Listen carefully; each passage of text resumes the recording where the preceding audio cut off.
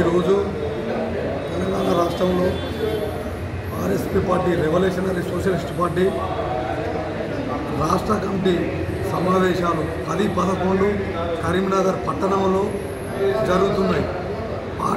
Party అనుబంధ సంఘాలు ఈరోజు ముఖ్యంగా ఉద్దేశించి ఏంటిదంటే రాష్ట్ర కేంద్ర ప్రభుత్వాలు ఎన్నికల ఇచ్చిన హామీల పైన, రెండోది ఇప్పుడు జరుగుతున్న ఎమ్మెల్సీ ఎలక్షన్లు ఉద్దేశించి భవిష్యత్తు కార్యాచరణ కమిటీ అంటే పార్టీ అనుబంధ సంఘాలు కూడా రేపు ఎమ్మెల్సీ ఎలక్షన్లు కావచ్చు, రైతులు కావచ్చు, కార్మికులు కావచ్చు, ప్రజలు కావచ్చు, వీటి మీద ఉద్దేశించి ముఖ్య కార్యాచరణ కమిటీ ఇవాళ రూపొందించి భవిష్యత్ కార్యాచరణ కమిటీని కూడా రేపు ప్రెస్ ద్వారా తెలియజేయడం జరుగుతుంది. కాబట్టి ఇప్పుడు ఇక్కడ దాదాపు ముఖ్యంగా ఈ సమావేశానికి రాష్ట్ర కార్యదర్శి జూబేలి జానకిరామ్ గారు వచ్చారు. తర్వాత సాయిబాబా గారు రాష్ట్ర నాయకులు గారు, విద్యార్థి సంఘం రాష్ట్ర అధ్యక్షులు ఉన్న కుమార్ గారు. ఇప్పుడు ఈ సమావేశాన్ని ఉద్దేశించి రాష్ట్ర కార్యదర్శి గారు జానకిరామ్ గారు మాట్లాడాలని కోరుచున్నాను. మిత్రులారా, ఈరోజు రెవల్యూషనరీ సోషలిస్ట్ పార్టీ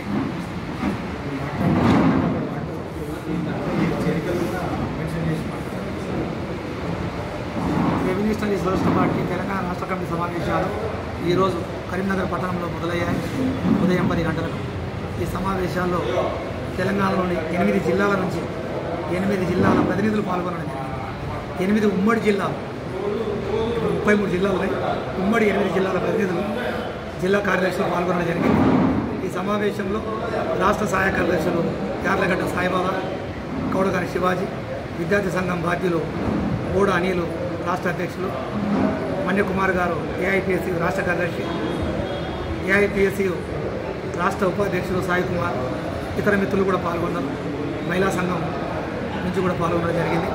ముఖ్యంగా ఎజెండా ఏంటంటే ఈ బీజేపీ ప్రభుత్వం వచ్చిన దాదాపు 10 సంవత్సరాల కాలంలో రాజ్యాంగాన్ని మార్చాలని, కార్మిక చట్టాలను మార్చడం జరిగింది.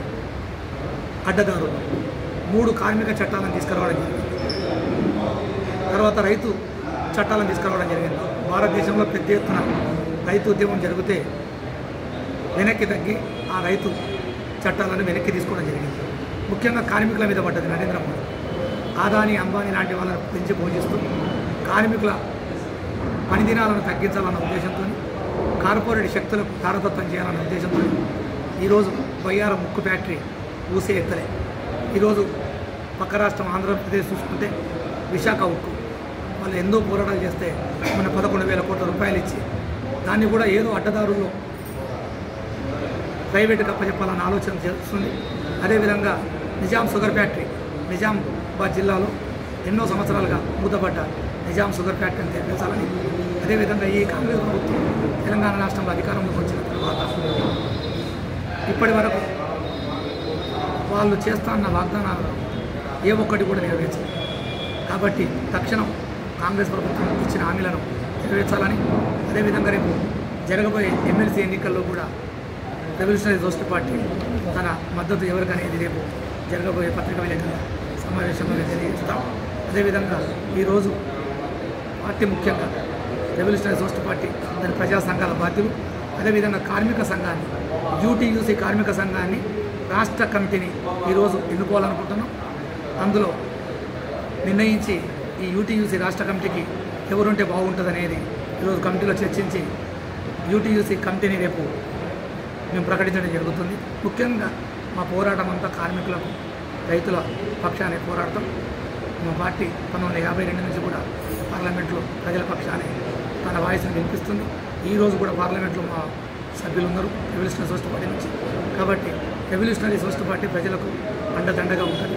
కమ్యూనిస్టు పార్టీలు, వామపక్ష కమ్యూనిస్టు పార్టీల్లో ముఖ్య పాత్ర పోషిస్తున్న మేము కూడా భవిష్యత్తు కార్యాచరణ తీసుకొని ప్రజల్లోకి వెళ్ళాలని చెప్పి ఈరోజు నిర్ణయించుకున్నాం. కాబట్టి ఈరోజు మేము సమావేశంలో చర్చించి ఎలాంటి నిర్ణయాలు తీసుకున్నాం రేపు పత్రికా విలేకరుల సమావేశంలో తెలియజేయడం జరుగుతుంది.